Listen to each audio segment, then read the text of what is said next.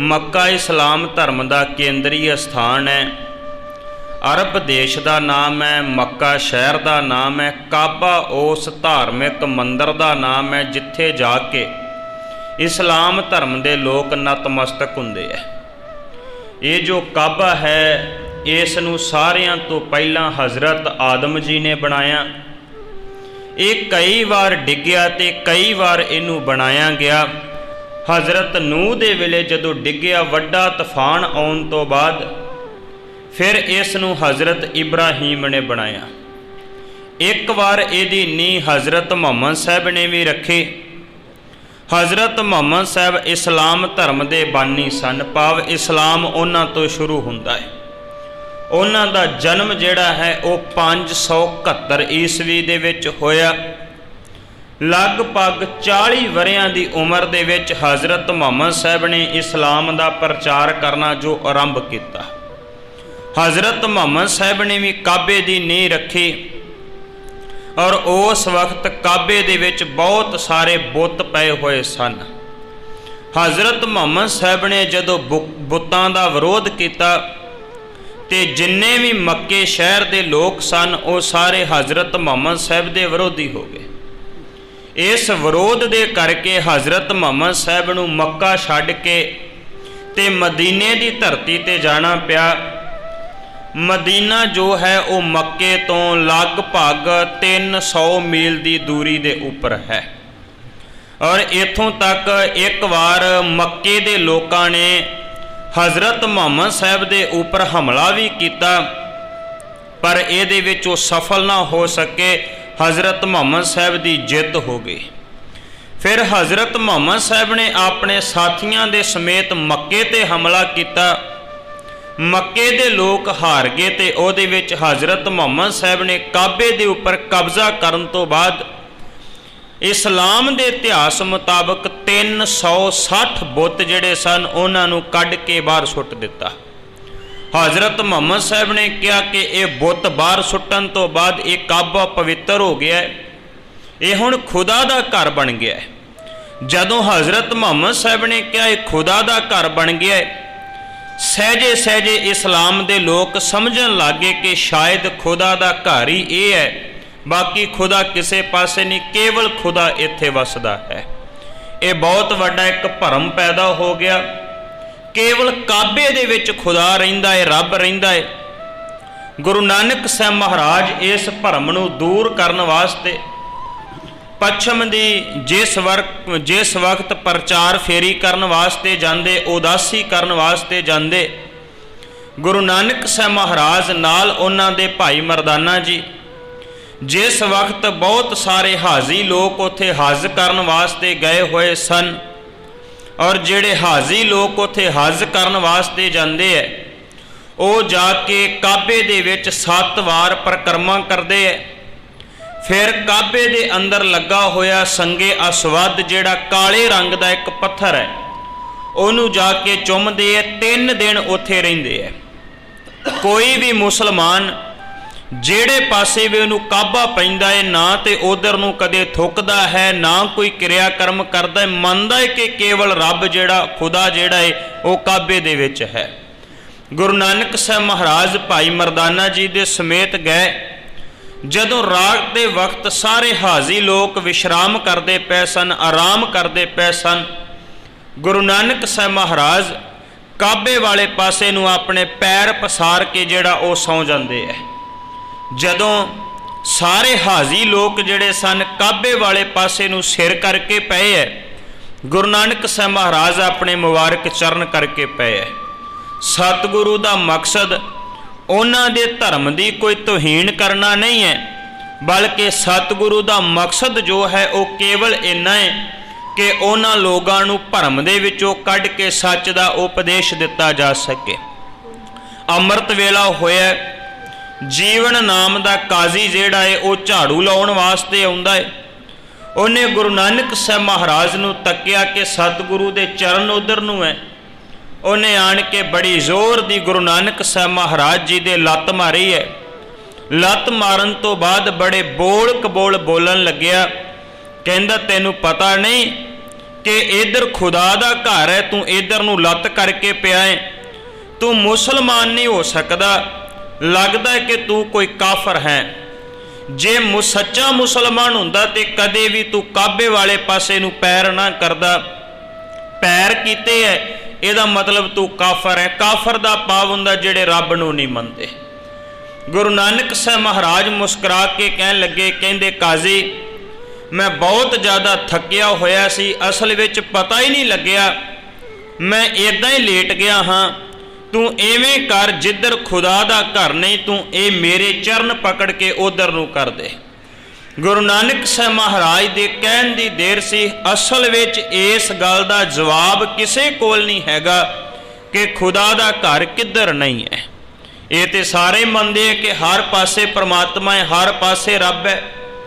गुरु नानक साहब महाराज दे घर ने पवित्र गुरबाणी अंदर बार बार इस गल का जिक्र किया।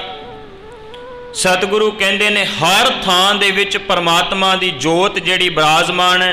सब में जोत, जोत है सोए, तिस दै चानण सब में चानण होए। सतगुरु गुरु अर्जन साहब महाराज कहते ने जल थल महियल पूरिया रविया विच वना। परमात्मा सारे पासे है। जदों गुरु नानक साहब महाराज कहते किधर नहीं खुदा, जिधर नहीं है तू मेरे ये चरण उधर कर दे, काजी नूं इउं महसूस होया जिवें सारे पासे खुदा दा घर होवे। भाई गुरदास साहिब जी ने अपनियां वारां दे विच भी इस गल दा जिक्र किया। वो कहंदे ने बाबा फिर मक्के गया, नील बस्तर धारे बनवारी। गुरु नानक साहब महाराज मक्के वाले पासे नूं गए। इस्लाम धर्म दे पाए हुए कपड़ियां दे अनुसार सतगुरु ने ओदां दा पहरावा अपने तन दे उपर धारण कर लिया। आसा हाथ किताब कश कूंजा बांग मुसल्ला धारे। एक हाथ विच गुरु नानक साहब महाराज दे डांग है, दूसरे हाथ विच बाबे दी किताब है। किताब दा भाव जिहदे विच गुरु नानक साहब महाराज ने बाणी लिखी हुई सी, वो गुरबाणी दी पोथी सी। भाई गुरदास साहब कहंदे ने बैठा जाए मसीत विच जिथे हाजियां हज गुजारी। गुरु नानक साहब महाराज भी उत्थे जाके बैठे जिथे हाजी लोग हज करन वास्ते गए हुए लोग जिहड़े बैठे हुए सन। जदों रात दा वक्त होया जा बाबा सुता रात नूं वल महराबे पाए पसारी।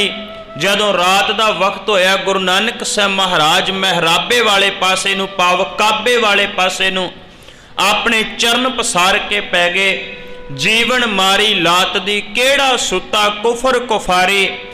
जीवन ने आन के लत मारी केड़ा काफर तू सुता होया है।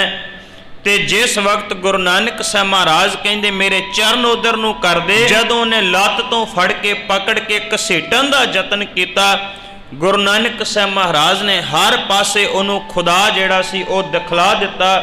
ते फिर भाई गुरदास साहब कहंदे ने लत्तां वल खुदाए दे क्यों कर पाया होए बजगारी। टांगों पकड़ घसीटिया फेरिया मक्का कला दिखारी। गुरु नानक साहब महाराज ने जदों सारे पासे रब दिखा दिता ते इस गल की चर्चा सारे मक्के शहर दे विच फैल गई। वड्डे वड्डे काजी लोग जिहड़े सन वो कट्ठे हो के आगे गुरु नानक साहब महाराज दे कोल आन के सतगुरु नूं आखदे कहन लगे असीं चर्चा करनी है, तुहाडे नाल गोष्ठ करनी है। ते गोष्ठ करदे वक्त गुरु नानक साहब महाराज दे सन्मुख रुकदीन काजी होर बहुत सारे काजी जिहड़े सामने आन के बैठे चर्चा करन लगे। बहुत सारे सवाल ते जवाब गुरु नानक साहब महाराज दे नाल कीते। जदों निरुत्तर हो गए फिर उन्हां काजियां ने गुरु नानक साहब महाराज दे नाल सवाल जवाब करदियां एक प्रश्न पूछया है। केड़ा प्रश्न पूछया? गुरु नानक साहब महाराज नूं ओ काजी आखदे ने कि ये दसो इस संसार दे विच हिंदू वड्डा हुंदा है कि मुसलमान वड्डा है? ये गल गुरु नानक साहब महाराज नूं बार बार पुछण दा यतन किया गया। कदे दौलत खान लोधी वर्गिया ने भी पूछया सी, दस कि हिंदू चंगा है मुसलमान चंगा है? गुरु नानक साहब महाराज नूं मक्के दे विच ये सवाल पूछया जा रहा है। ओ मक्का ਜਿਹੜਾ ਇਸਲਾਮ ਦਾ ਵੱਡਾ ਕੇਂਦਰੀ ਸਥਾਨ ਹੈ ਤੇ ਇਸਲਾਮ ਦਾ ਉਸ ਵਕਤ ਚਾਰੇ ਪਾਸੇ ਰਾਜ ਫੈਲਿਆ ਹੋਇਆ ਹੈ। ਗੁਰੂ ਨਾਨਕ ਸਾਹਿਬ ਮਹਾਰਾਜ ਦੀ ਨਿਡਰਤਾ ਕਿੰਨੀ ਹੈ। ਗੁਰੂ ਨਾਨਕ ਸਾਹਿਬ ਮਹਾਰਾਜ ਆਖਦੇ ਨੇ, ਕਹਿੰਦੇ ਕਿ ਇਸ ਜਗਤ ਦੇ ਵਿੱਚ ਨਾ ਹਿੰਦੂ ਵੱਡਾ ਹੈ ਨਾ ਮੁਸਲਮਾਨ ਵੱਡਾ ਹੈ। ਕਹਿੰਦੇ ਫਿਰ ਕੌਣ ਵੱਡਾ ਹੈ? ਗੁਰੂ ਨਾਨਕ ਸਾਹਿਬ ਮਹਾਰਾਜ ਕਹਿਣ ਲੱਗੇ ਕਿ ਪਰਮਾਤਮਾ ਦੇ ਘਰ ਦੇ ਅੰਦਰ ਅਮਲਾਂ ਦਾ ਨਿਬੇੜਾ ਹੋਣਾ ਹੈ। ਜਿਹਦੇ ਅਮਲ ਚੰਗੇ ਨੇ ਉਹ ਵੱਡਾ ਹੈ, ਜਿਹਨੇ ਅਮਲ ਚੰਗੇ ਨਹੀਂ ਕੀਤੇ ਤੇ ਪਰਮਾਤਮਾ ਦੇ ਘਰ ਵਿੱਚ ਉਹਦੇ ਵਾਸਤੇ ਕੋਈ ਥਾਂ ਨਹੀਂ। ਭਾਈ ਗੁਰਦਾਸ ਸਾਹਿਬ ਜੀ ਲਿਖਦੇ, ਕਹਿੰਦੇ ਪੁੱਛਣ ਗੱਲ ਈਮਾਨ ਦੀ ਕਾਜ਼ੀ ਮੁੱਲਾ ਇਕੱਠੇ ਹੋਈ। ਕਾਜ਼ੀ ਤੇ ਮੁੱਲਾ ਲੋਕ ਇਕੱਠੇ ਹੋ ਕੇ ਗੁਰੂ ਨਾਨਕ ਸਾਹਿਬ ਮਹਾਰਾਜ ਨੂੰ ਪੁੱਛਦੇ ਐ, ਵੱਡਾ ਸਾਂਗ ਵਰਤਾਇਆ ਲੱਖ ਨਾ ਸਕੈ ਕੁਦਰਤ ਕੋਈ। ਤੁਸੀਂ ਬਹੁਤ ਵੱਡਾ ਕ੍ਰਿਸ਼ਮਾ ਕਰਕੇ ਦਿਖਾ ਦਿੱਤਾ ਹੈ, ਪਰ ਹੁਣ ਇੱਕ ਗੱਲ ਦਾ ਸਾਨੂੰ ਜਵਾਬ ਦਿਓ। ਪੁੱਛਣ ਫੋਲ ਕਿਤਾਬਨੋਂ ਹਿੰਦੂ ਵੱਡਾ ਕਿ ਮੁਸਲਮ ਲੋਈ। ਇਹ ਜਿਹੜੀ ਕਿਤਾਬ, ਜਿਹੜੀ ਧਰਮ ਦੀ ਪੋਥੀ ਤੁਹਾਡੇ ਕੋਲ ਹੈ, ਤੁਸੀਂ ਆਪਣੇ ਗ੍ਰੰਥ ਨੂੰ ਖੋਲ ਕੇ ਦੱਸੋ ਤੁਹਾਡਾ ਗ੍ਰੰਥ ਕੀ ਕਹਿੰਦਾ ਏ? ਹਿੰਦੂ ਵੱਡਾ ਹੁੰਦਾ ਕਿ ਮੁਸਲਮਾਨ ਵੱਡਾ ਹੁੰਦਾ ਏ? ਗੁਰੂ ਨਾਨਕ ਸਾਹਿਬ ਮਹਾਰਾਜ ਜਵਾਬ ਦਿੰਦੇ, ਬਾਬਾ ਆਖੇ ਹਾਜੀਆਂ ਸ਼ੁਭ ਅਮਲਾਂ ਬਾਝੋਂ ਦੋਨੋਂ ਰੋਈ। ਤੇ ਸਤਿਗੁਰੂ ਗੁਰੂ ਨਾਨਕ ਸਾਹਿਬ ਮਹਾਰਾਜ ਨੇ ਡੰਕੇ ਦੀ ਚੋਟ ਦੇ ਉੱਪਰ ਸੱਚ ਦੱਸਦਿਆਂ ਕਿਹਾ, ਹਿੰਦੂ ਮੁਸਲਮਾਨ ਦੋਏ ਦਰਗਾਹ ਅੰਦਰ ਲੈਣ ਨਾ ਢੋਈ। ਜੇ ਚੰਗੇ ਕਰਮ ਨਹੀਂ ਕੀਤੇ ਤੇ ਰੱਬ ਦੇ ਘਰ ਵਿੱਚ ਕਿਸੇ ਨੇ ਪ੍ਰਵਾਨ ਨਹੀਂ ਚੜਨਾ। ਰੱਬ ਦੇ ਘਰ ਵਿੱਚ ਕੇਵਲ ਤੇ ਕੇਵਲ ਚੰਗੇ ਕਰਮ ਕਰਨ ਵਾਲਾ ਹੀ ਪ੍ਰਵਾਨ ਹੋ ਸਕਦਾ ਹੈ। ਗੁਰੂ ਨਾਨਕ ਸਾਹਿਬ ਮਹਾਰਾਜ ਦੇ ਅੱਗੇ ਉਹ ਸਾਰੇ ਕਾਜ਼ੀ, ਉਹ ਮੁੱਲਾ ਲੋਕ ਜਿਹੜੇ ਸਨ ਝੁਕ ਜਾਂਦੇ ਹੈ। ਭਾਈ ਗੁਰਦਾਸ ਸਾਹਿਬ ਜੀ ਇਸ ਗੱਲ ਦਾ ਵੀ ਜ਼ਿਕਰ ਕਰਦੇ ਹੈ, ਕਹਿੰਦੇ ਗੜ ਬਗਦਾਦ ਨਵਾਏ ਕੇ ਮੱਕਾ ਮਦੀਨਾ ਸਭੇ ਨਵਾਇਆ। ਬਾਬੇ ਦੇ ਅੱਗੇ ਇਸਲਾਮ ਧਰਮ ਦੇ ਉਹ ਕੇਂਦਰੀ ਸਥਾਨਾਂ ਦੇ ਰਹਿਣ ਵਾਲੇ ਲੋਕ ਵੀ ਝੁਕ ਗਏ। ਫਿਰ ਗੁਰੂ ਨਾਨਕ ਸਾਹਿਬ ਮਹਾਰਾਜ ਮਦੀਨੇ ਦੀ ਧਰਤੀ ਤੇ ਜਾਂਦੇ। ਮਦੀਨਾ ਉਹ ਸਥਾਨ ਹੈ ਜਿੱਥੇ ਹਜ਼ਰਤ ਮੁਹੰਮਦ ਸਾਹਿਬ ਨੇ ਆਪਣਾ ਅੰਤਮ ਸਮਾਂ ਬਤੀਤ ਕੀਤਾ। ਇਉਂ ਕਿਹਾ ਜਾ ਸਕਦਾ ਹੈ ਕਿ ਅੰਤਮ ਸਵਾਸ ਮਦੀਨੇ ਦੀ ਧਰਤੀ ਤੇ ਲਏ। ਉੱਥੇ ਹੀ ਉਹਨਾਂ ਦੀ ਯਾਦਗਾਰ ਕਬਰ ਬਣੀ ਹੋਈ ਹੈ, ਉੱਥੇ ਹੀ ਉਹ ਚਲਾਣਾ ਕਰਦੇ ਹੈ। ਗੁਰੂ ਨਾਨਕ ਸਾਹਿਬ ਮਹਾਰਾਜ ਨੇ ਇਸਲਾਮ ਧਰਮ ਦੇ ਕੇਂਦਰੀ ਸਥਾਨਾਂ ਦੇ ਉੱਪਰ ਜਾ ਕੇ ਡੰਕੇ ਦੀ ਚੋਟ ਦੇ ਉੱਪਰ ਉਹ ਸੱਚ ਜਿਹੜਾ ਸੀ ਉਹ ਬਿਆਨ ਕੀਤਾ। ਕਵੀ ਸੰਤੋਖ ਸਿੰਘ ਜੀ ਆਪਣੇ ਇਸ ਪ੍ਰਸੰਗ ਦੇ ਰਾਹੀਂ ਦਰਸਾ ਰਹੇ ਸਨ। ਫਿਰ ਗੁਰੂ ਨਾਨਕ ਸਾਹਿਬ ਮਹਾਰਾਜ ਮੱਕੇ ਤੋਂ ਚੱਲ ਕੇ ਮਦੀਨੇ ਵਾਲੇ ਪਾਸੇ ਨੂੰ ਜਾਂਦੇ ਹੈ। ਅੱਜ ਦੇ ਇਸ ਪ੍ਰਸੰਗ ਦੇ ਰਾਹੀਂ ਕਵੀ ਸੰਤੋਖ ਸਿੰਘ ਜੀ ਦਰਸਾ ਰਹੇ ਨੇ, ਲੜੀਵਾਰ ਇਤਿਹਾਸ ਦੀ ਵਿਚਾਰ ਨਾਲ ਜੁੜਨ ਦਾ ਯਤਨ ਕਰੀਏ। ਇੱਕ ਵਾਰ ਆਪ ਸਮੂਹ ਸੰਗਤ ਰਸਨਾ ਤੋਂ ਉਚਾਰਨ ਕਰਿਓ। ਸਾਰੇ ਆਖਿਓ ਜੀ, ਸਤਨਾਮ ਵਾਹਿਗੁਰੂ ਸਾਹਿਬ ਜੀ।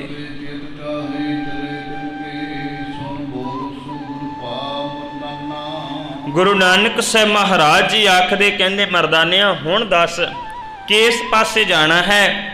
ਜਿੱਧਰ ਨੂੰ ਤੂੰ ਆਖੇ ਆਪਾਂ ਉਸੇ ਪਾਸੇ ਨੂੰ ਜਿਹੜਾ ਉਹ ਚੱਲ ਪੈਣਾ ਕਰਾਂਗੇ।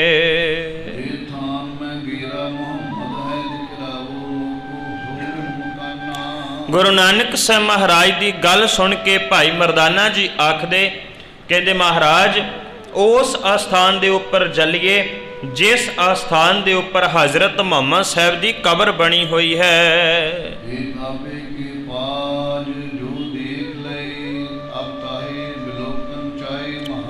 ਸਤਿਗੁਰੂ ਗੁਰੂ ਨਾਨਕ ਸਾਹਿਬ ਮਹਾਰਾਜ ਕਹਿਣ ਲੱਗੇ, ਇਸ ਮੱਕੇ ਦੀ ਧਰਤੀ ਤੇ ਕਾਬੇ ਦੇ ਵਿੱਚ ਕੀ ਕੁਝ ਹੁੰਦਾ ਏ?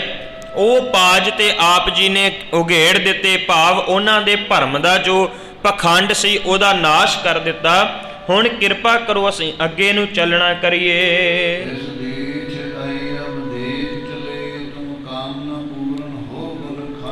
ਸਤਿਗੁਰੂ ਨੂੰ ਕਹਿਣ ਲੱਗਾ, ਭਾਈ ਮਰਦਾਨਾ ਜੀ ਆਖਦੇ, ਕਹਿੰਦੇ ਕਿ ਇਸ ਦੇਸ਼ ਦੇ ਵਿੱਚ ਆਏ ਤਾਂ ਹਾਂ, ਹੁਣ ਆਪਾਂ ਇੱਕ ਸਥਾਨ ਜਿਹੜਾ ਰਹਿ ਗਿਆ ਹੈ ਉੱਥੇ ਵੀ ਜਾਣਾ ਕਰੀਏ। ਵੈਸੇ ਵੀ ਹੱਜ ਕਰਨ ਵਾਸਤੇ ਹਾਜੀ ਲੋਕ ਜਿੰਨੇ ਵੀ ਜਾਂਦੇ ਹੈ ਉਹ 3 ਦਿਨ ਮੱਕੇ ਦੀ ਧਰਤੀ ਤੇ ਰਹਿਣ ਤੋਂ ਬਾਅਦ ਫਿਰ ਮਦੀਨੇ ਜਾਂਦੇ ਹੈ। ਮਦੀਨਾ ਜਿਹੜਾ ਮੱਕੇ ਤੋਂ 300 ਮੀਲ ਦੀ ਦੂਰੀ ਦੇ ਉੱਪਰ ਹੈ ਔਰ ਲਗਭਗ ਜਿਹੜਾ ਉੱਥੇ ਜਾਣ ਵਾਸਤੇ 20 ਦਿਨ ਦਾ ਸਮਾਂ ਜਿਹੜਾ ਉਹ ਲੱਗ ਜਾਂਦਾ ਉੱਥੇ ਪਹੁੰਚਣ ਵਾਸਤੇ। ਔਰ ਹਰ ਮੁਸਲਮਾਨ ਮੰਨਦਾ ਇਹ ਹੈ ਕਿ ਉਹਦੀ ਹੱਜ ਜਿਹੜੀ ਹੈ ਸਫਲਤਾ ਹੁੰਦੀ ਹੈ ਜਦੋਂ ਉਹ ਮਦੀਨੇ ਦੇ ਉੱਪਰ ਭਾਵ ਹਜ਼ਰਤ ਮੁਹੰਮਦ ਸਾਹਿਬ ਦੀ ਕਬਰ ਦੇ ਉੱਪਰ ਵੀ ਜਾ ਕੇ ਆਵੇ। ਤੇ ਭਾਈ ਮਰਦਾਨਾ ਜੀ ਕਹਿੰਦੇ ਸਤਿਗੁਰੂ ਆਪਾਂ ਵੀ ਮਦੀਨੇ ਦੀ ਧਰਤੀ ਦੇ ਉੱਪਰ ਜਾਣਾ ਕਰੀਏ।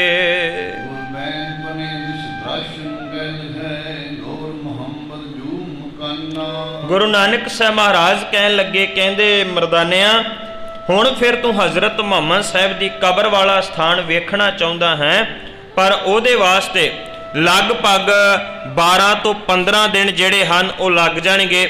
ਭਾਵ ਕਿ ਕਿਸ ਤਰੀਕੇ ਨਾਲ ਜਾਣਾ ਹੈ ਉਸ ਤਰੀਕੇ ਦੇ ਨਾਲ ਪਹੁੰਚਦਿਆਂ ਕਾਫੀ ਦਿਨ ਦਾ ਸਮਾਂ ਲੱਗ ਸਕਦਾ ਹੈ।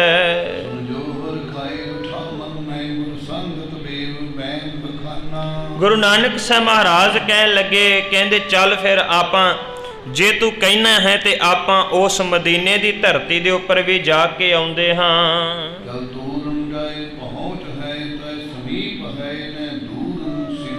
ਸਤਿਗੁਰੂ ਦਾ ਬਚਨ ਸੁਣ ਕੇ ਮਰਦਾਨਾ ਖੁਸ਼ ਹੋਇਆ, ਤੁਰ ਪੈਂਦੇ ਹਨ ਗੁਰੂ ਨਾਨਕ ਸਾਹਿਬ ਮਹਾਰਾਜ ਦੇ ਨਾਲ ਮਦੀਨੇ ਵਾਲੇ ਪਾਸੇ ਨੂੰ।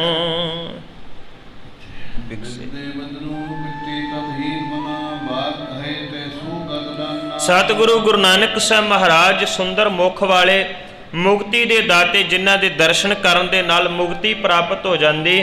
ਗੁਰੂ ਨਾਨਕ ਸਾਹਿਬ ਮਹਾਰਾਜ ਦੇ ਦਰਸ਼ਨ ਕਰਕੇ ਤੇ ਭਾਈ ਮਰਦਾਨਾ ਜੀ ਆਖਦੇ ਹਨ,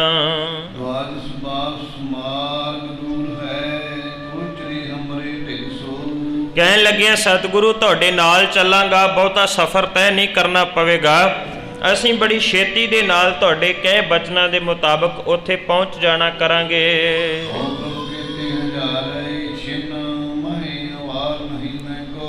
ਕਹਿਣ ਲੱਗਿਆ ਸਤਿਗੁਰੂ ਇੰਨੇ ਹਜ਼ਾਰਾਂ ਮੀਲਾਂ ਦਾ ਸਫ਼ਰ ਅੱਗੇ ਤੈਅ ਕੀਤਾ ਹੈ ਤੇ ਹੋਰ ਕਿੰਨਾ ਕੁ ਸਫ਼ਰ ਹੋ ਸਕਦਾ ਹੈ, ਕੋਈ ਗੱਲ ਨਹੀਂ ਆਪਾਂ ਇਹ ਵੀ ਸਫ਼ਰ ਜਿਹੜਾ ਹੈ ਉਹ ਤੈਅ ਕਰ ਲੈਣਾ ਕਰਾਂਗੇ। ਕਹਿੰਦਾ ਸਤਿਗੁਰੂ ਤੁਹਾਡੇ ਸਾਥ ਰਹਿ ਕੇ ਇਸ ਗੱਲ ਦੀ ਸਮਝ ਆ ਗਈ ਕਿ ਤੁਹਾਡਾ ਸਾਥ ਮੰਨਣ ਦੇ ਨਾਲ ਛੇਤੀ ਹੀ ਪਹੁੰਚ ਜਾਈਦਾ ਹੈ। ਨਾਲ ਹੀ ਕਹਿਣ ਲੱਗਿਆ ਭਾਈ ਮਰਦਾਨਾ, ਕਹਿੰਦਾ ਮਹਾਰਾਜ ਆਪ ਜੀ ਤੇ ਇਸ ਸੰਸਾਰ ਦੇ ਵਿੱਚ ਆਣ ਕੇ ਜੀਵਾਂ ਦਾ ਉਧਾਰ ਕਰਨ ਵਾਸਤੇ ਆਏ ਹੋ, ਇਸ ਕਰਕੇ ਤੁਸੀਂ ਉੱਥੇ ਵੀ ਜਾ ਕੇ ਕਿਸੇ ਦਾ ਭਲਾ ਕਰਨਾ ਹੈ।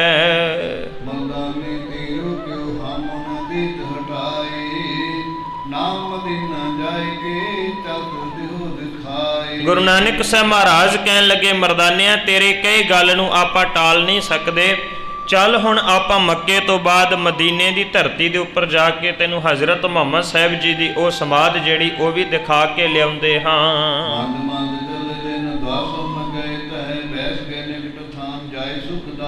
ਸਤਿਗੁਰੂ ਗੁਰੂ ਨਾਨਕ ਸਾਹਿਬ ਮਹਾਰਾਜ ਭਾਈ ਮਰਦਾਨਾ ਜੀ ਚੱਲਦੇ ਗਏ, ਚਲਦਿਆਂ ਕਵੀ ਸੰਤੋਖ ਸਿੰਘ ਕਹਿੰਦੇ 12 ਦਿਨ ਲੱਗੇ ਤੇ ਸੁੱਖਾਂ ਦੇ ਦਾਤੇ ਗੁਰੂ ਨਾਨਕ ਸਾਹਿਬ ਮਹਾਰਾਜ ਬਿਲਕੁਲ ਮਦੀਨੇ ਦੇ ਨੇੜੇ ਜਾ ਕੇ ਬੈਠ ਜਾਂਦੇ ਹਨ।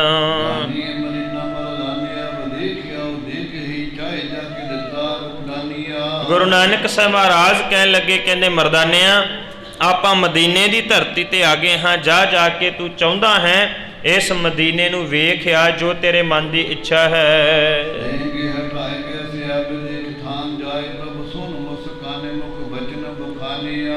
ਕਹਿਣ ਲੱਗਿਆ ਮਹਾਰਾਜ ਮੈਨੂੰ ਕਿਹਨੇ ਵੇਖਣ ਦੇਣਾ ਹੈ, ਮੈਨੂੰ ਤੇ ਜਿਵੇਂ ਮੱਕੇ ਦੇ ਵਿੱਚ ਜਾਣ ਤੋਂ ਮੈਨੂੰ ਵਰਜ ਦਿੱਤਾ ਸੀ, ਰੋਕ ਦਿੱਤਾ ਸੀ, ਮੈਨੂੰ ਡਰ ਹੈ ਕਿ ਇੱਥੇ ਵੀ ਮੈਨੂੰ ਜਿਹੜਾ ਉਹ ਮੋੜ ਦੇਣਗੇ।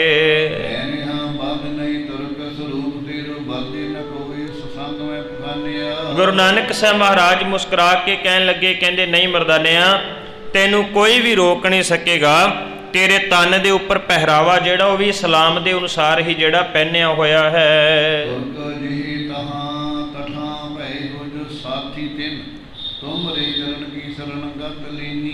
ਮਰਦਾਨਾ ਜੀ ਕਹਿਣ ਲੱਗੇ, ਕਹਿੰਦਾ ਮਹਾਰਾਜ ਇਹ ਪਹਿਰਾਵਾ ਕਿੱਦਾਂ ਦਾ ਧਾਰਨ ਕੀਤਾ, ਕਿੱਦਾਂ ਦਾ ਨਹੀਂ ਧਾਰਨ ਕੀਤਾ, ਇਹ ਸਾਰਾ ਪਹਿਰਾਵਾ ਭੱਠੇ ਦੇ ਵਿੱਚ ਪੈਣਾ ਕਰੇ, ਮੈਨੂੰ ਪਹਿਰਾਵੇ ਦੇ ਨਾਲ ਕੋਈ ਮਤਲਬ ਨਹੀਂ, ਨਾ ਮੈਂ ਇਸ ਵੇਲੇ ਕੋਈ ਤੁਰਕ ਹਾਂ, ਮੈਂ ਤੇ ਕੇਵਲ ਆਪ ਜੀ ਦਾ ਸਾਥੀ ਹਾਂ।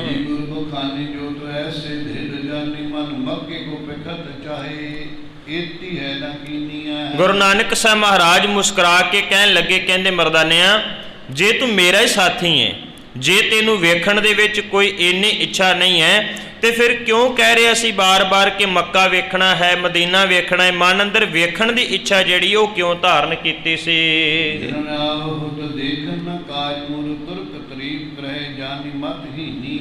ਮਰਦਾਨਾ ਜੀ ਕਹਿਣ ਲੱਗੇ, ਕਹਿੰਦੇ ਮਹਾਰਾਜ ਮੈਂ ਕੋਈ ਇੱਥੇ ਮੱਕੇ ਦੇ ਵਿੱਚ ਮਦੀਨੇ ਦੇ ਵਿੱਚ ਕੋਈ ਪੂਜਾ ਕਰਨ ਵਾਸਤੇ ਨਹੀਂ ਆਇਆ, ਮੈਂ ਤੇ ਕੇਵਲ ਵੇਖਣ ਵਾਸਤੇ ਆਇਆ ਸੀ ਕਿ ਕੀ ਹੋ ਰਿਹਾ ਹੈ, ਕਿਵੇਂ ਇਸਲਾਮ ਦੇ ਲੋਕ ਜਿਹੜੇ ਹਨ ਉਹ ਮਤਹੀਣ ਹੋ ਚੁੱਕੇ ਹਨ।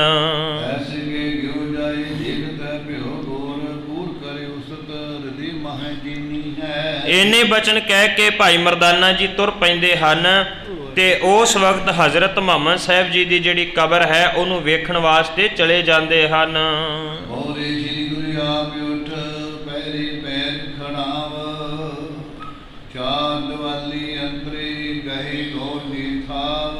ਉਸ ਵਕਤ ਗੁਰੂ ਨਾਨਕ ਸਾਹਿਬ ਮਹਾਰਾਜ ਆਪ ਵੀ ਬੈਠੇ ਹੋਏ ਸਨ, ਉੱਠ ਕੇ ਖੜੇ ਹੋ ਜਾਂਦੇ ਹੈ, ਖੜੇ ਹੋ ਕੇ ਗੁਰੂ ਨਾਨਕ ਸਾਹਿਬ ਮਹਾਰਾਜ ਵੀ ਤੁਰਦੇ ਹੈ, ਉਸ ਚਾਰ ਦੀਵਾਰੀ ਦੇ ਅੰਦਰ ਚਲੇ ਜਾਂਦੇ ਹੈ ਜਿੱਥੇ ਹਜ਼ਰਤ ਮੁਹੰਮਦ ਸਾਹਿਬ ਦੀ ਕਬਰ ਬਣੀ ਹੋਈ ਸੀ।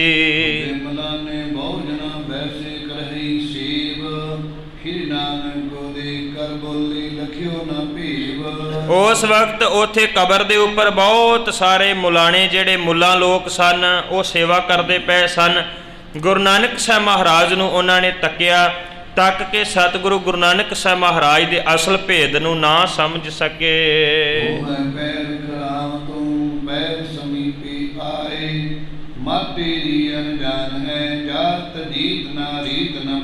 ਗੁਰੂ ਨਾਨਕ ਸਾਹਿਬ ਮਹਾਰਾਜ ਨੇ ਖੜਾਵ ਪਹਿਨੀ ਹੋਈ ਸੀ। ਉਸ ਵਕਤ ਗੁਰੂ ਨਾਨਕ ਸਾਹਿਬ ਮਹਾਰਾਜ ਨੂੰ ਵੇਖ ਕੇ ਕਹਿੰਦੇ ਨੇ ਕਿ ਤੂੰ ਦੱਸ ਕੀ ਕਰ ਰਿਹਾ ਹੈ, ਇਹ ਖੜਾਂ ਪਾ ਕੇ ਅੰਦਰ ਕਿਉਂ ਆਇਆ ਹੈ? ਤੈਨੂੰ ਪਤਾ ਨਹੀਂ ਕਿ ਇੱਥੇ ਖੜਾਂ ਪਾ ਕੇ ਜਿਹੜਾ ਉਹ ਨਹੀਂ ਆਈਦਾ।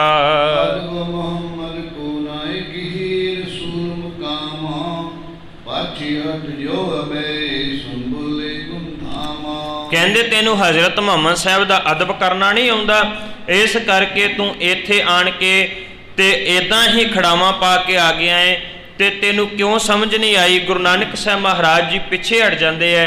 ਪਿੱਛੇ ਹਟ ਕੇ ਸਤਿਗੁਰੂ ਗੁਰੂ ਨਾਨਕ ਸਾਹਿਬ ਮਹਾਰਾਜ ਜੀ ਨੇ ਪਾਵਨ ਪਵਿੱਤਰ ਸ਼੍ਰੀ ਰਾਗ ਦੇ ਵਿੱਚ ਇੱਕ ਸ਼ਬਦ ਉਚਾਰਨ ਕੀਤਾ ਜਿਸ ਦਾ ਕਵੀ ਸੰਤੋਖ ਸਿੰਘ ਜੀ ਅਰਥ ਕਰਕੇ ਦਰਸਾ ਰਹੇ ਹਨ।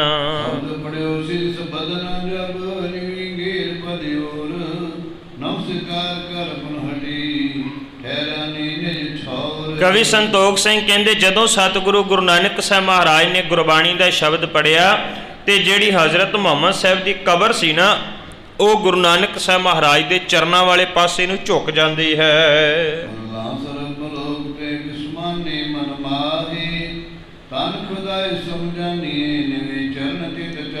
ਜਦੋਂ ਉਹਨਾਂ ਮੁੱਲਾਂ ਨੇ ਇਹ ਸਾਰਾ ਕੌਤਕ ਵੇਖਿਆ ਬੜੇ ਹੈਰਾਨ ਹੋ ਗਏ ਤੇ ਉਸੇ ਵਕਤ ਸਮਝ ਜਾਂਦੇ ਹਨ ਕਿ ਜਿਹਦੇ ਚਰਨਾਂ ਦੇ ਉੱਪਰ ਹਜ਼ਰਤ ਮੁਹੰਮਦ ਸਾਹਿਬ ਦੀ ਕਬਰ ਝੁਕ ਜਾਂਦੀ ਹੈ ਇਹ ਕੋਈ ਆਮ ਬੰਦਾ ਨਹੀਂ ਹੋ ਸਕਦਾ। ਉਹਨਾਂ ਨੇ ਜਾਣ ਲਿਆ ਕਿ ਇਹ ਕੋਈ ਪਰਮਾਤਮਾ ਸਰੂਪ ਹੀ ਹੋਵੇਗਾ।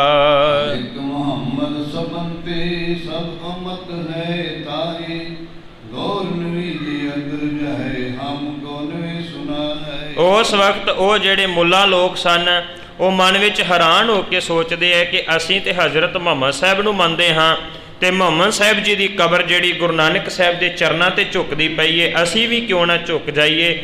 ਇੱਦਾਂ ਕਰਕੇ ਉਹ ਫਿਰ ਮੁੱਲਾਂ ਜਿਹੜੇ ਹਨ ਉਹ ਗੁਰੂ ਨਾਨਕ ਸਾਹਿਬ ਮਹਾਰਾਜ ਦੇ ਚਰਨਾਂ ਦੇ ਉੱਪਰ ਝੁਕਣਗੇ। ਕਵੀ ਸੰਤੋਖ ਸਿੰਘ ਜੀ ਅੱਜ ਦੇ ਇਸ ਪ੍ਰਸੰਗ ਰਾਹੀਂ ਦਰਸਾ ਰਹੇ ਸਨ। ਲੜੀਵਾਰ ਇਤਿਹਾਸ ਦੇ ਵਿਚਾਰ ਆਉਣ ਵਾਲੇ ਦੀਵਾਨਾਂ ਦੇ